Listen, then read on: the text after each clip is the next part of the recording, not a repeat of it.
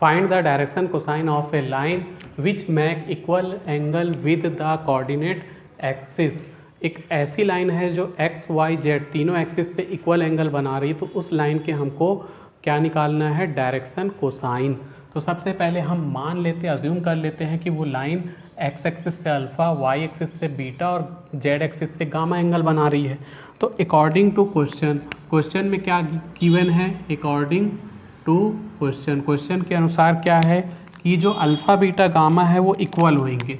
ठीक, क्योंकि क्वेश्चन में बोला है लाइन तीनों एक्सिस से इक्वल एंगल बना रही है, तो alpha equal to beta equal to gamma होगा। अब इसको हम लोग लिख सकते कॉस तीनों में लगा दो, तो जब अल्फ़ा बीटा गामा है तो कॉस अल्फ़ा कॉस बीटा और कॉस गामा भी इक्वल होगा। अब कॉस अल्फ़ा का मतलब होता है एल, कॉस बीटा का मतलब होता है एम और कॉस गामा का मतलब होता है एन। दरअसल एल एम एन ही डायरेक्शन कोसाइन है। यहाँ मैं बता देता हूँ, एल इक्वल टू होता है cos alpha, M equal to होता है कॉस बीटा और एन इक्वल टू हो जाएगा कॉस गामा। तो ये तुमको मालूम रखना है, ये डायरेक्शन कोसाइन है। ठीक, डायरेक्शन कोसाइन को एल एम एन से शो करते हैं और ये क्या होते हैं, लाइन एक्स वाई जेड से जो एंगल बना रही है उसका कॉस ही डायरेक्शन कोसाइन होता है। तो एंगल इक्वल तो कॉस इक्वल मतलब डायरेक्शन कोसाइन इक्वल है। अब हम जानते हैं वी नो दैट, नहीं भी जानते हैं तब भी जान लें कि तीनों का स्क्वायर करके सम करने पर 1 आता है। तो L square plus M square plus N square equal to 1 होना चाहिए।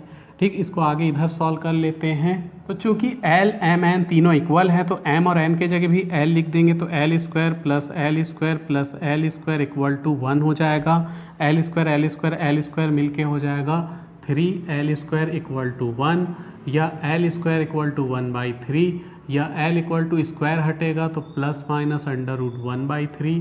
तो एल की वैल्यू प्लस माइनस 1/√3 हो गई। एल आ गया तो एम और एन भी आ जाएगा। तो यहाँ हम लिख सकते हैं कि L equal to plus minus 1/3 है, तो एम और एन भी क्या हो जाएगा, प्लस माइनस 1/3।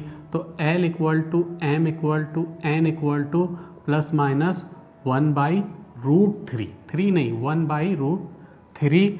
तो लिख सकते हैं दुस द डायरेक्शन कोसाइन 1/√3, 1/√3, 1/√3 या -1/√3, -1/√3, -1/√3।